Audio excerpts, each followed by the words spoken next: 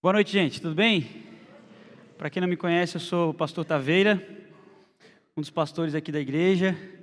Para mim é um privilégio estar com vocês nessa hora, nessa noite. É tão especial para mim, para a nossa igreja.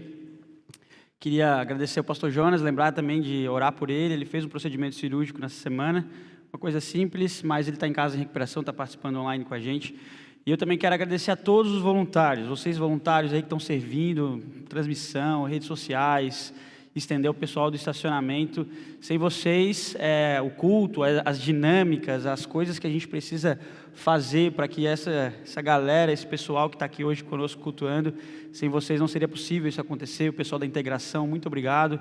Depois a Angélica estende essa gratidão também aos voluntários do Kids, porque nossas crianças não estão sendo cuidadas lá, não é um espaço onde elas ficam lá enquanto a gente aprende da palavra, mas é um ambiente onde elas estão sendo ministradas, estão sendo pastoreadas, estão sendo ensinadas, e para a gente isso é uma grande alegria como igreja. Amém? Eu estava viajando, né? Cheguei hoje de manhã, uma viagem aí de quase 2 dias, estava nos Estados Unidos, estava em San Diego, fui para uma conferência de gestão de pessoas e remuneração do mundo corporativo.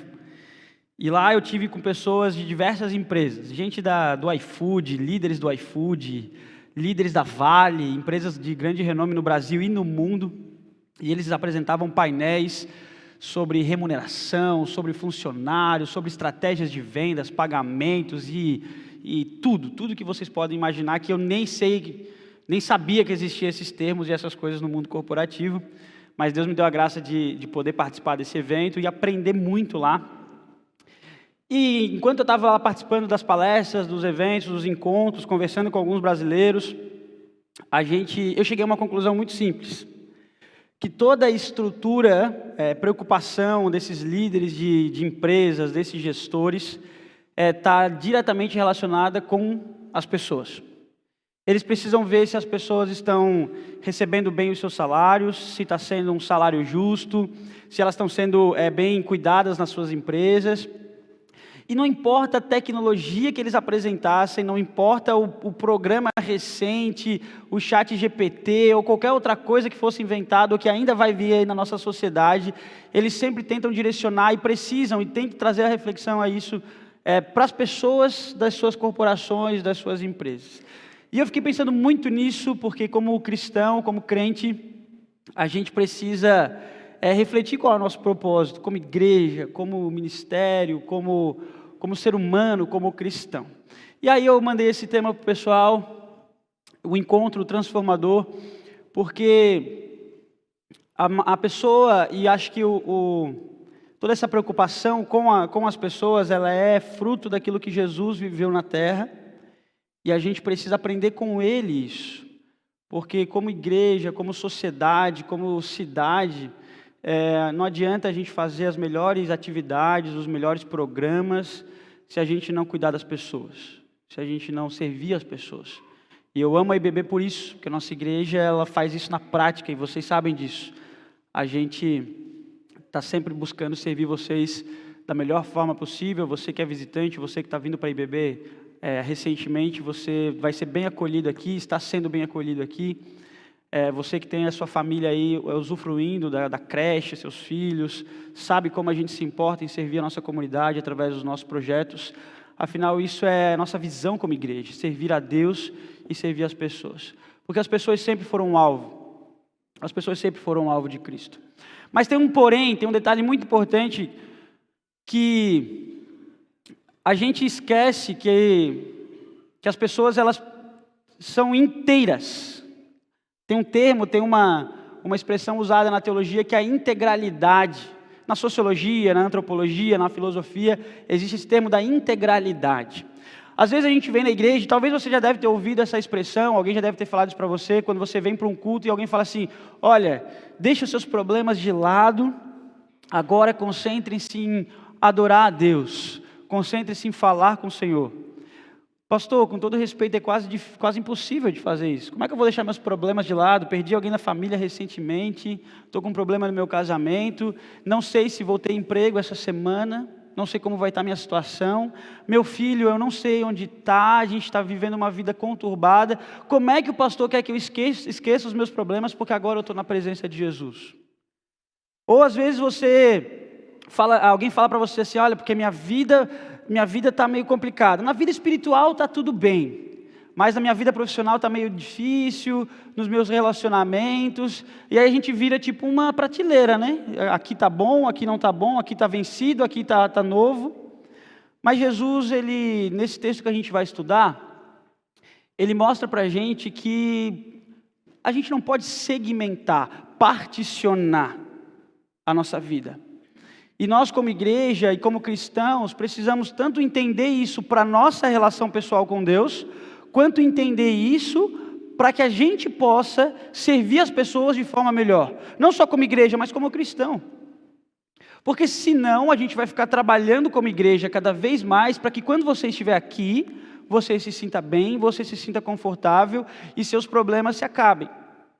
Mas quando você sai daqui, você entra na vida real, no mundo real, e aí volta tudo ao normal. E qual é o desafio? Aí o que você pensa? Não, eu preciso voltar para a igreja, porque lá na igreja eu não lembro lá, não vivo meus problemas, não vivo meus dilemas. E aí você cria esse desafio, esse hábito, esse compromisso, de quanto mais você está na igreja, menos problemas você vive lá fora. Só que nós não fomos criados para a igreja.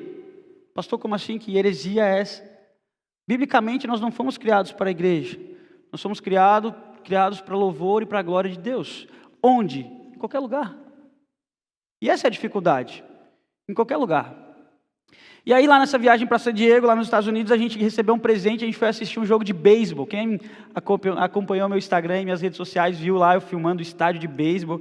Eu não entendia nada das regras, mas eu gritava lá quando o pessoal gritava, eu reclamava do time quando o pessoal reclamava. E aí eu fui reclamar de um jogador que era o mais famoso do time. O Soto, o nome dele. Eu estava sentado lá e aí ele não tinha como ele fazer uma defesa, algumas pessoas brincaram e eu brinquei, come on, Soto, come on, por que tu não pegou essa bola? E aí veio um senhor que estava no camarote do lado assim, ele olhou e falou, why did you complain about Soto? Aí eu assim, primeiro que eu já demorei para entender a frase dele, né? Mas eu saquei, porque assim, a gente não precisa entender as palavras, as expressões já indicam muita coisa. E eu falei, esse cara tá brigando comigo. Ele falou assim, por que você está reclamando do Soto? Por que você está falando dele? E eu falei, I'm sorry, I don't know this game, I'm just kidding. Eu falei, me desculpa, eu nem sei do jogo, eu só estou brincando. Saí, fui sentar lá na outra ponta do camarote. Nem falei mais com o homem, nem olhei mais para ele. E aí depois o pessoal começou a brincar e me explicaram ali a situação. Falaram, esse cara é o mais famoso do time. E eu falei, eu pensei que era igual futebol, que a gente podia reclamar quando o cara errava. Não pode. No beisebol, se você tiver essa experiência um dia, não faça. Mas lá no final do jogo, era o último dia que a gente estava junto como brasileiros lá. E aí o grupo de brasileiros das empresas que são cristãos, a gente decidiu se unir para fazer uma oração lá no estádio. Falou, vamos orar, agradecer a Deus pela semana que a gente teve, por todas as experiências que a gente viveu. E no meio do estádio de beisebol, no meio da torcida de beisebol, a gente se juntou, se abraçou. E alguns dos brasileiros que estavam ali, que não eram cristãos, eram de outras empresas, eles, o que vocês estão fazendo aí? Não, a gente vai orar, você quer orar com a gente? Aí vieram 3 pessoas da equipe, tinham 30 brasileiros. A gente fez uma roda mais ou menos de 10 pessoas ali no estádio. Eu fiz uma oração, o outro irmão também fez uma oração. E a gente pôde manifestar num ambiente que não era de igreja, a igreja. Vocês entendem isso? Oh, tô igual o pastor Jonas, né? Que isso? Tem que arrumar um outro jargão para mim. Vocês não entendem isso, o Neto já fez ali. Mas a gente precisa entender que a nossa vida cristã não se resume a um culto. E o pastor Jonas, inclusive, está postando bastante coisa na rede social dele sobre isso. A nossa vida cristã não se resume a um domingo, a uma igreja. E o texto que eu quero compartilhar contigo vai de encontro às tuas necessidades, às minhas necessidades. Porque são necessidades em todas as áreas da nossa vida. Ainda que a gente segmente as áreas para estudar e para entender a ação de Jesus aqui, a gente precisa entender que todas elas estão interligadas, como uma roda de bicicleta. Que o círculo é perfeito e ele mantém estabilidade, traz estabilidade. A nossa vida precisa de uma estabilidade. E eu quero pedir para você abrir então comigo Lucas capítulo 5.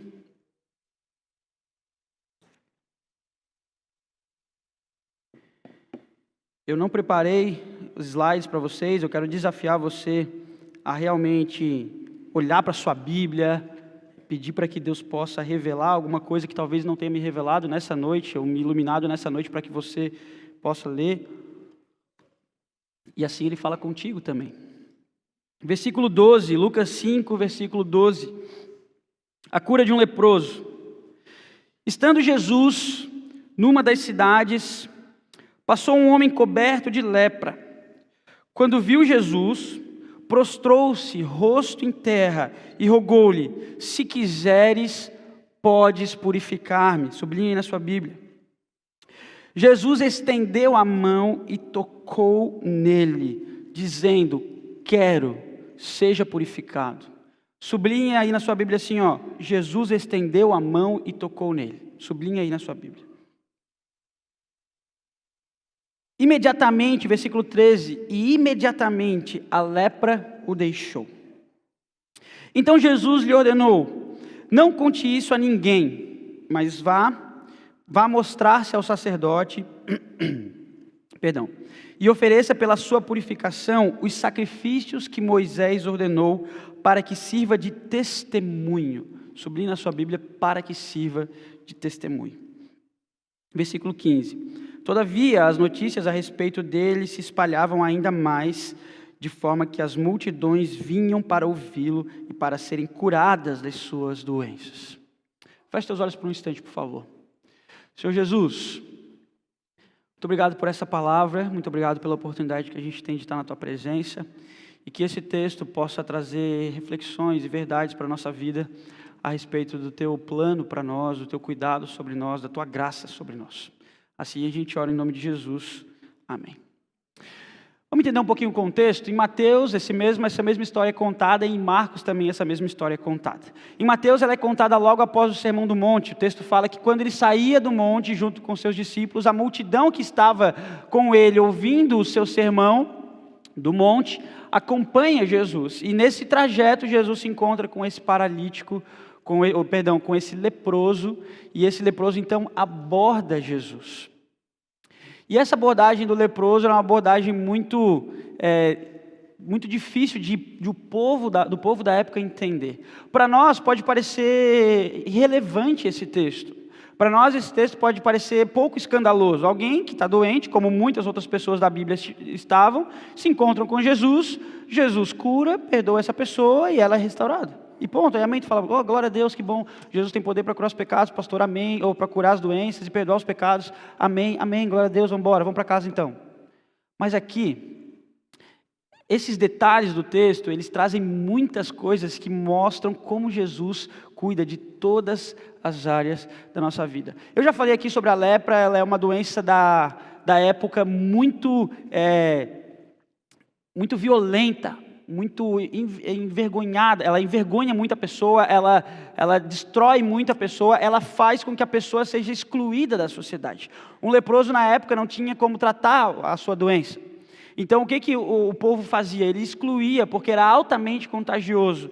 Então o leproso, assim que apontasse alguma mancha na sua pele, algum sinal da doença, ele já era excluído do arraial, né, da comunidade, da cidade, vivia à margem da cidade, vivia fora da cidade, e lá fora da cidade ele se juntava com quem? Com outros leprosos, era o contato dele. Ele não tinha mais família, ele não tinha mais emprego, não importava a posição social dele. Uma vez com lepra, ele era excluído.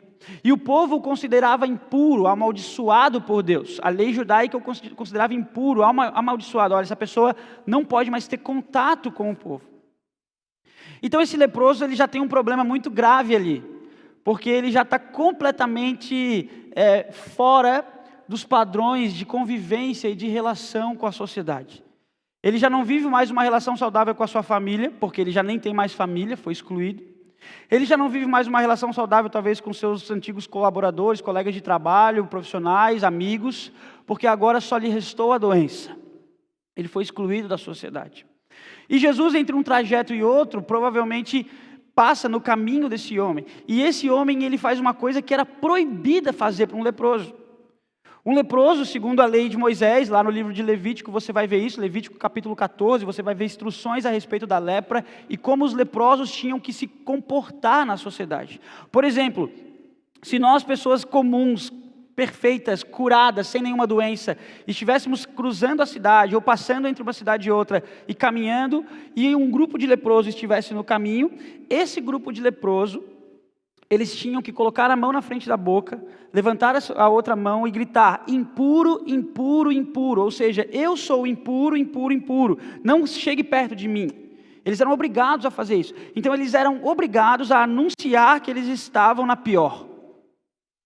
E aí, quando a gente que tivesse saudável visse isso, o que a gente faria? A gente se afastaria, a gente se distanciaria para que a gente não tivesse contato com essa pessoa e não fosse contaminada também.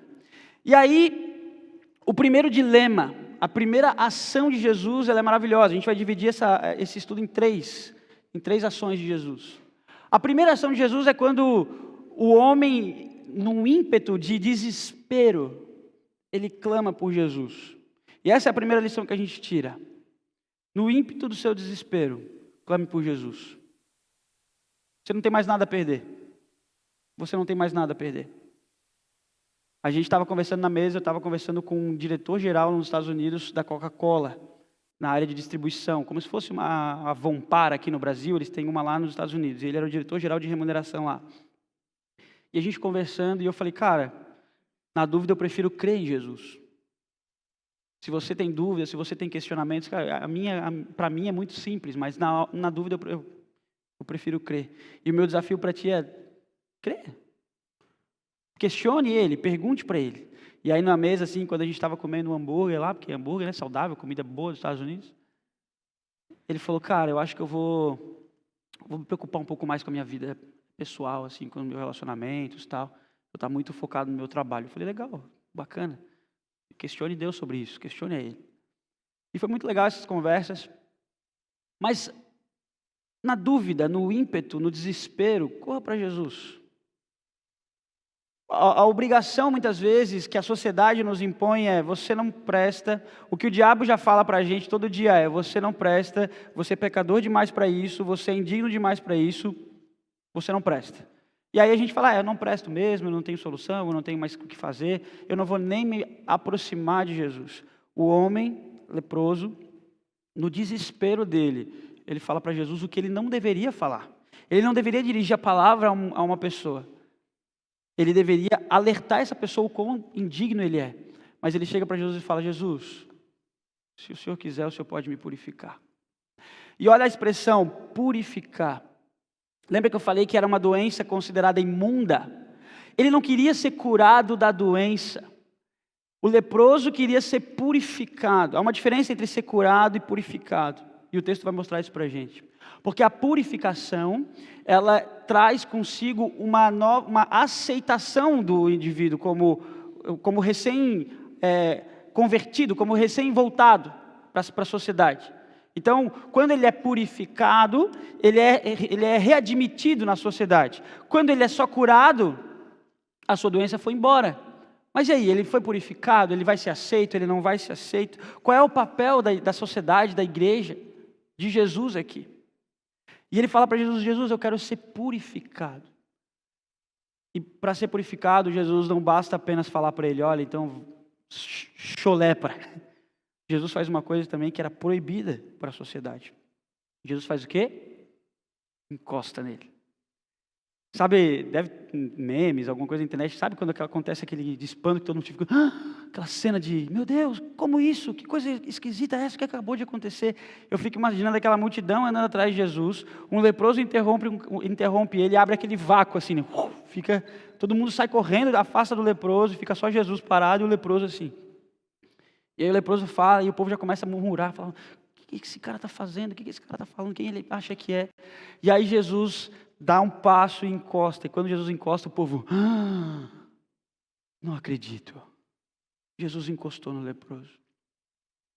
Talvez você esteja como leproso, que precisa ser tocado por Jesus, porque faz tempo que você não sabe o que é ser cuidado, o que é ser amado, o que é ser querido. Essa era a realidade do leproso. Jesus não toca no leproso porque Jesus estava afim de tocar no leproso. Jesus não toca no leproso porque Jesus queria causar escândalo para a galera.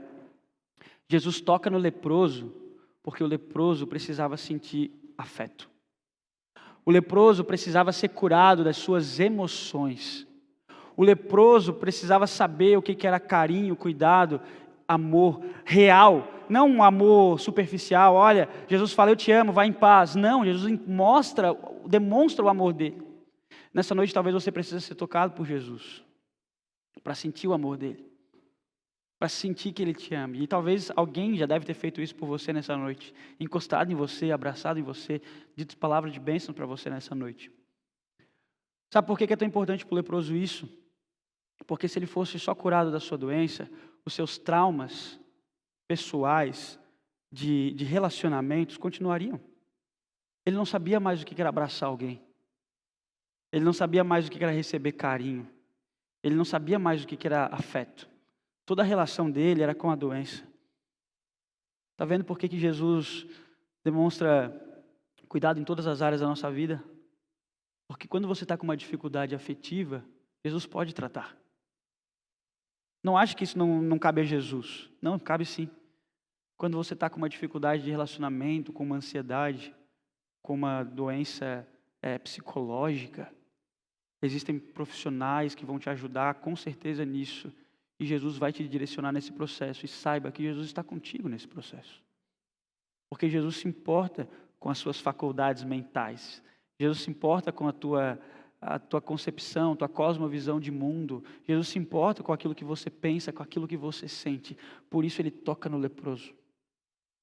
Quando ele toca no leproso, o leproso se desarma. Imagina você, alguém que não sabe mais o que é ser cuidado, quer ser amado, quer ser tocado, a não ser por outros leprosos.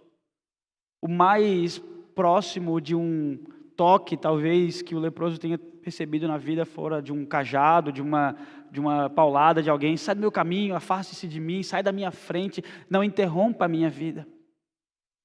Mas nós como igreja, agora a mensagem para a igreja, e você cristão precisa entender isso. Nós precisamos agir como Jesus, tocar nas pessoas. Não só fisicamente, mas no afeto delas, demonstrar o afeto, o amor que Jesus demonstrou por elas. Não basta a gente cuidar de 150 crianças, 180 crianças e não demonstrar o afeto de Jesus por elas, como sete, como igreja. Não basta a gente do Isaías entregar marmita para os moradores em situação vulnerável e não demonstrar o afeto de Jesus por eles. E não tocar neles, e não sentir a dificuldade deles, não compartilhar das lutas deles. Não basta você no seu dia a dia lidar com as pessoas do seu trabalho, do seu convívio, sem demonstrar afeto por elas, o afeto cristão, aquilo que Jesus fez por mim e por você. Todos nós somos esse leproso, vocês entendem isso? Todos nós somos alguém que carece da graça e do amor de Jesus, e Jesus não mede esforço para colocar a mão dele na nossa direção. A segunda característica muito importante do texto é talvez a mais comum para a gente, o fato da lepra ir embora. Versículo 13, o texto fala: e imediatamente a lepra o deixou. E aí você fala, pô, que legal, pastor Benção, bacana. Mas é importante a gente refletir sobre o milagre também. Quando Jesus toca no leproso, ele resolve uma questão emocional, certo? Questão do afeto, todo mundo comigo. A segunda coisa que Jesus resolve é a questão espiritual. Aquilo que o leproso não podia fazer, a cura e o perdão dos pecados. O leproso não tinha condição de fazer isso. Jesus faz o milagre, o sobrenatural. O sobrenatural pertence a Deus, gente, não pertence a nós. Essa é a segunda reflexão que você precisa ter. Porque a gente vive um momento, eu falei sobre isso no culto de ensino. Por falar nisso, venham para o culto de ensino. Toda quarta-feira, às 20 horas, a gente tem tido um tempo muito precioso aqui de estudo da palavra, de compartilhamento, de crescimento. Venha toda quarta-feira, às 20 horas, no culto de ensino. Traga a sua Bíblia, como eu falo nos avisos, traga a sua Bíblia, traga o seu bloquinho de notas. Você vai crescer mais no conhecimento da palavra, nas suas relações com Deus. E aí aqui Jesus demonstra esse cuidado, essa atenção para a área sobrenatural, porque nós muitas vezes atribuímos o sobrenatural, presta atenção no que eu vou falar, nós atribuímos o sobrenatural de Deus na nossa competência. Deus me curou porque eu orei, Deus me curou porque eu sou digno de receber essa cura, esse perdão, esse milagre. Deus me curou porque no fundo eu fui até Ele, Deus me curou porque no fundo eu me dediquei, eu me esforcei. Mas o fato é que o milagre só acontece quando Jesus encosta. Então você tem que orar sim, você tem que correr sim, você tem que buscar sim. Mas você tem que tirar do centro da sua vida a ideia de que você é a pessoa que te leva até Deus. Isso não é verdade. Eu preciso te falar. Uma vez que Jesus transforma a sua vida, uma vez que Jesus encosta em você, o sobrenatural pertence a Ele. Lembre-se disso. O sobrenatural pertence a Deus. E Ele faz como Ele quer. Eu estava lá a gente foi visitar uma igreja, esqueci o nome da igreja, não vou lembrar. Mas o pastor ele estava falando sobre dons espirituais, sobre a ação do Espírito Santo, e ele falou isso para a gente. Ele falou assim, olha, a gente esquece que Deus é quem tem o controle. A gente esquece que o Espírito Santo, que é o dono dos dons espirituais. O texto fala, Efésios fala e Coríntios fala, que o dom é do Espírito, a manifestação é do Espírito, e Ele dá a quem Ele quiser. Ele age da forma que Ele quiser, na autoridade que Ele tem. E esse milagre, ele parece redundante, parece um milagre simples, mas às vezes a gente tem dificuldade de entender que o milagre acontece por causa de Jesus, não por causa do leproso. O milagre acontece porque Jesus quis que o milagre acontecesse, não porque o leproso queria ser curado ou purificado. As coisas da nossa vida acontecem porque Jesus permite. O sobrenatural pertence a Deus. Ah, pastor, então beleza, então eu não vou mais orar, não vou mais fazer nada, não vou mais me preocupar, porque tudo é coisas espirituais pertencem a Deus, e é isso aí mesmo. Você pode pensar dessa forma. Eu prefiro pensar que no desespero, correndo para esse, que só pode, que é o único que pode agir de forma sobrenatural, eu vou correr. E se ele agir, amém. Se ele não agir, amém. Se Deus quiser, Ele é Deus. Se não quiser, Ele também é Deus. E a gente acabou de cantar aqui que quem que é digno de glória? O leproso? Eu e você? Não. A gente acabou de cantar aqui que digno de glória é Deus. A gente acabou de cantar aqui que Jesus é o sacrifício vivo. A gente acabou de cantar aqui que Ele é o único que é poderoso, que é maravilhoso, que é digno de receber todo louvor e toda adoração. E nós, como igreja, precisamos cultivar cada vez mais isso, esse senso de que Jesus é o sobrenatural, a autoridade espiritual das nossas vidas, e que não é a nossa competência, dedicação e entrega. Pelo contrário, é a ação de Jesus que gera em nós competência com a graça do Espírito Santo, é a ação de Jesus que gera em nós uma entrega. Eu postei, o pastor Coquim me compartilhou um negocinho no Instagram, compartilhei nos meus stories, que é o vilão lá do Spider-Man, aquele que tem um monte de braço, Dr. Octavius, não sei lá o nome dele. E aí ele faz uma menção desse vilão como a gente na igreja servindo em multiministérios. A gente se envolve em tantas coisas. Por quê? Às vezes por medo de não ter certeza que Cristo é o nosso Senhor e Salvador, e quanto mais coisas a gente faz na igreja, mais crente a gente é. Eu sou obrigado a rir porque você está com um pensamento muito equivocado. E me perdoe se como igreja eu incentivei você a fazer isso. Perdoe. Que como igreja eu tenho que te incentivar que Jesus Cristo é o único caminho que vai te levar para perto do Senhor. E o ministério que você vai exercer aqui na igreja, o voluntariado que você vai exercer aqui, é resultado da cura que você recebeu de Cristo. E não o propósito. Amém? Nessa segunda questão, o sobrenatural é de Deus. Jesus se importa com o sobrenatural. Ele efetua o milagre. Ele cura o leproso. E aí vem a terceira coisa que eu acho maravilhosa, que eu acho que é a maior dificuldade que a gente está tendo hoje como igreja. São as próximas palavras de Jesus no versículo 14. Ele fala assim: não conte isso a ninguém, mas vá mostrar-se ao sacerdote e ofereça pela sua purificação os sacrifícios que Moisés ordenou, para que sirva de testemunho. Sabe uma coisa legal? É que se o leproso fosse curado e não se apresentasse para o sacerdote, ele não poderia voltar para a cidade. Se o sacerdote aqui, no contexto histórico, você vai ler isso em Levítico 14, ele é como se fosse um inspetor de saúde, um inspetor sanitário do povo, nessa questão do leproso. O leproso que fora curado por um milagre ou por uma recessão da doença, ele tinha que se apresentar ao sacerdote, exigir uma audiência ao sacerdote, ele passaria por um processo de purificação de 7 dias, ele se lavaria, depilaria todo o seu corpo, o sacerdote o inspecionaria, depois ele voltaria, faria isso durante 7 vezes, para que o sacerdote desse o carimbo dele, falasse: você está curado. Porque a palavra do leproso, presta atenção nisso, a palavra do leproso não tem validade na sociedade. Se o leproso chegasse para os amigos e falasse: gente, eu voltei. Como assim tu voltou, rapaz? Essa daqui tá maluco, tu não estava com lepra? Não, eu fui curado, encontrei Jesus. Ele: tá, mas como assim? Não. E o sacerdote falou: não tem nada a ver, que sacerdote? Os caras estão para trás, Jesus veio para revolucionar, e é a gente agora, vamos quebrar tudo. E aí os caras falam: não, comigo você não vai se relacionar. Ele pode voltar para o patrão dele e falar: patrão, voltei, está tudo bem, estou curado. Ele falou: não. Ele pode voltar para a casa dele, a família vai falar: não. E se a família o recebe, a família também é considerada impura e excluída da sociedade. Então o processo legal, e aí aqui a questão que Jesus nos desafia na nossa vida hoje, Jesus fala assim: vá e cumpra com as questões legais da sociedade.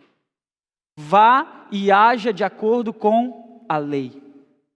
Vá e cumpra a lei, para que você seja aceito, para que você seja relevante nessa sociedade. Cumpra a lei. Para que sirva de testemunho que sim, você foi curado emocionalmente, você foi curado espiritualmente, sobrenaturalmente, mas você precisa ser curado socialmente. A sociedade precisa olhar para você como alguém regenerado por Cristo, como alguém transformado por Cristo. A sociedade precisa olhar para você como alguém que falou: nossa, essa pessoa estava na lepra e foi trazida de volta. E ela passou pelo processo, e o processo valida ela. Porque a gente foi criado, de novo, para a glória de Deus e não para ser uma igreja fechada. Como é que você vai ser relevante na sociedade se você não sabe lidar com a sociedade? Como é que eu vou ser relevante na cidade se eu não sei lidar com as questões da cidade? Como é que nós vamos ser uma igreja que quer alcançar pessoas para Jesus, se você no seu trabalho não sabe lidar com as pessoas, não sabe agir como Jesus? Se eu na minha vida pessoal não sei lidar com as questões mais básicas da sociedade? Alguém já disse que se Jesus nos quisesse no céu, instantaneamente, assim que a gente o reconhecesse, a gente iria para lá. Mas Jesus já disse, em Mateus capítulo 28, que nós devemos ir pregar o evangelho a todas as nações. Nós devemos batizar as pessoas, nós devemos ensiná-las os princípios bíblicos, os caminhos do Senhor, para que isso possa fazer a nossa conduta, a nossa vida, o nosso testemunho mostre que algo diferente existe aqui nesse lugar, que é a graça de Jesus, que é o amor de Jesus. Então o leproso agora, ele é alguém que é curado das suas questões pessoais, dos seus traumas, ele é alguém que é curado da sua doença, ele é alguém que é curado das suas relações sociais. Jesus nos prepara para a sociedade. A igreja deve nos preparar para as questões da sociedade. Nós, como pastores, estamos trabalhando cada vez mais o Kids, o Ministério Infantil, a Life, a Juventude, todos os outros ministérios, Ministério de Famílias, Ministério do Vida na Vida, todos esses ministérios existem para que você, como cidadão, possa levar o amor de Jesus até as outras pessoas. E esses ministérios vão te fortalecer nesse processo. Eles vão te ajudar. A igreja é a reunião dos santos. Quem é a reunião dos santos? São os crentes, os que conhecem a Jesus. Desculpa falar para você, mas igreja não é isso aqui. Isso aqui muitas vezes é um ambiente onde a gente pode demonstrar o amor de Jesus para as pessoas. Porque aqui tem pessoas que ainda não creem talvez em Jesus. Aqui tem alguém que chegou para um convite. A igreja é a reunião dos santos. Os santos se reúnem para se edificarem e para servirem a cidade. Alguns exemplos. Áquila e Priscila, estudamos no culto de ensino. Um casal que pensava no quê? Na sociedade. Preocupados com os romanos, preocupados com a igreja de Éfeso, preocupados com a igreja de Corinto. O irmão Samuel trouxe uma reflexão maravilhosa sobre isso, um estudo maravilhoso sobre isso para nós. No livro de Atos, eles acolhiam os cristãos, tratavam os cristãos e faziam o quê? Encorajavam os cristãos para irem para Roma, muitas vezes, morrer no Coliseu. O apóstolo Paulo escreve as cartas para a igreja não para dizer que eles devem ser crentes melhores. Para quê? Para encorajá-los a viverem numa sociedade onde não há nenhum princípio bíblico, onde não há nenhum valor cristão, onde não há nenhuma probabilidade ou possibilidade de melhora, mas há alguém nessa sociedade que foi curado emocionalmente por Jesus, que foi curado sobrenaturalmente por Jesus e que está disposto a viver nessa sociedade e ser referência, e ser sal e luz. Esse é o nosso desafio. É isso que Jesus faz com o leproso. Porque Jesus quer que o leproso ele seja relevante. Jesus faz isso com a mulher samaritana em João capítulo 4. Os samaritanos não iam ouvir Jesus nunca. Um judeu? Questão histórica entre os dois povos ali não ia permitir. Jesus ia querer falar alguma coisa para os samaritanos iam olhar e falar: sai daqui, cara, você é um judeu, você nem gosta da gente, vocês são preconceituosos, a gente também não gosta de vocês também, vai para lá para o canto de vocês e já era. Jesus, sabendo disso, ele tem um encontro transformador com a mulher samaritana. Quando ele encontra a mulher samaritana, esse encontro é transformador, porque essa mulher, e aí eu poderia fazer um outro sermão sobre isso, essa mulher, que é alguém à margem da sociedade, que é alguém que não tem respeito, mais pecadora que ela não existia em Samaria. Essa mulher tem um encontro com Jesus e ela vai anunciar Jesus para onde? Para a cidade. Em outros momentos, os discípulos estão com Jesus, alguns pedem para segui-lo, e ele fala assim: não, fica aqui nessa cidade, Gadara. Jesus expulsa um jovem, uma legião de demônios, e manda para os porcos. Você já ouviu isso na EBD, em alguma historinha? E ele manda para os porcos se jogam no penhasco. O que a cidade faz com Jesus? Sai daqui, você acabou com os nossos negócios, você acabou com a nossa estrutura, você acabou com a nossa política, você acabou com tudo. E aí o jovem fala: Jesus, eu prefiro ir contigo. Jesus fala: não, você precisa ficar aqui, porque você pertence a essa sociedade, e agora você foi transformado pela minha graça, alcançado pelo meu amor, e essas pessoas precisam ouvir. Filipe em Atos, quando batiza o eunuco para a Etiópia, e aí? Inclusive existem algumas vertentes que dizem que a Etiópia é um dos primeiros países a serem os países cristãos. O Matheus Felipe, historiador, está balançando a cabeça ali dizendo que sim. Tá, então estou baseado na cabeça do Matheus Felipe. Eu li algumas coisas sobre isso, mas não posso fundamentar 100%. Mas existe uma discussão que a Etiópia é um dos primeiros países cristãos do mundo. Por causa de quem? De um eunuco etíope. Olha que coisa linda, gente. E a gente querendo fugir da sociedade. E a gente querendo se abster dos dilemas da sociedade. E a gente querendo viver num mundinho dentro da igreja. A gente precisa de mais médico crente, cara. A gente precisa de mais mecânico crente.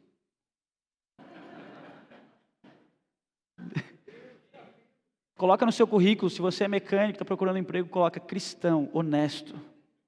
Faça isso. Mas seja, né? Não só coloque, seja. Sabe, a gente precisa de atendentes de caixas. A gente precisa de pessoas cristãs no mercado. Os vendedores de carro aí, ó, tem o Max, tem o Caio aí, vocês têm que ser crente, cara. Porque para vender uns carros meio doido aí que os clientes mandam, você tem que ser honesto. Falou, ó, isso aqui... Uma vez eu mandei uma mensagem para o tio Max, falei: gostei desse carro. Ele falou: não, isso aqui eu não vou te vender. Isso aqui é uma bucha. Beleza, então. A gente precisa de pessoas assim, no dia a dia. Honestas, sinceras. A gente precisa de pessoas relevantes na sociedade. Eu não digo que a sociedade vai mudar por causa disso, porque biblicamente a gente sabe que é difícil. A Bíblia nos diz que cada vez mais a gente caminha para o fim. E o fim envolve essas coisas. Mas entenda como pequenos respiros da sociedade. Entenda como pequenos portos seguros para o povo de Deus. Entenda como pequenos pontos de pregação, pontos de ministração, de evangelismo, a sua conduta na sua empresa, a sua forma de se relacionar com as pessoas. A gente precisa ter esse cuidado. A gente precisa ter esse pensamento. E Jesus nos desafia para isso. Não é uma coisa que a gente está vivendo na pós-modernidade. É uma coisa que Jesus se preocupa com o povo. Por isso, talvez você esteja, partindo já para o fim, lidando com algumas dessas questões. Você pode estar totalmente alheio a Cristo, enfrentando problemas pessoais, psicológicos, sociais. Você pode ser alguém que não foi encontrado pela graça, pelo amor, e não foi alcançado pelo milagre de Jesus ainda. Ou você pode ser um agente secreto de Jesus, ou alguém que não se identifica com a sociedade, não ama a cidade. Existe um livro de um pastor chamado Timothy Keller, pastor de uma igreja em Nova York, chamado Redeemer. Ele faleceu recentemente, e um livro que ele escreve se chama Igreja Centrada. A igreja que é voltada para a cidade. A igreja que é voltada para as pessoas. E nós somos uma igreja assim. Nós somos voltados para a cidade. O pastor Jonas sempre fala isso, que uma igreja que a comunidade não vai sentir falta é uma igreja que não precisa existir. Agora a gente precisa entender isso dentro do nosso coração e não esperar que a igreja seja isso, mas nós somos igreja. Lá no fórum, lá no mercado, lá no estacionamento que a gente trabalha, lá na empresa que a gente trabalha, lá com os nossos funcionários, com os nossos colaboradores. A gente é crente em todo lugar. Amém?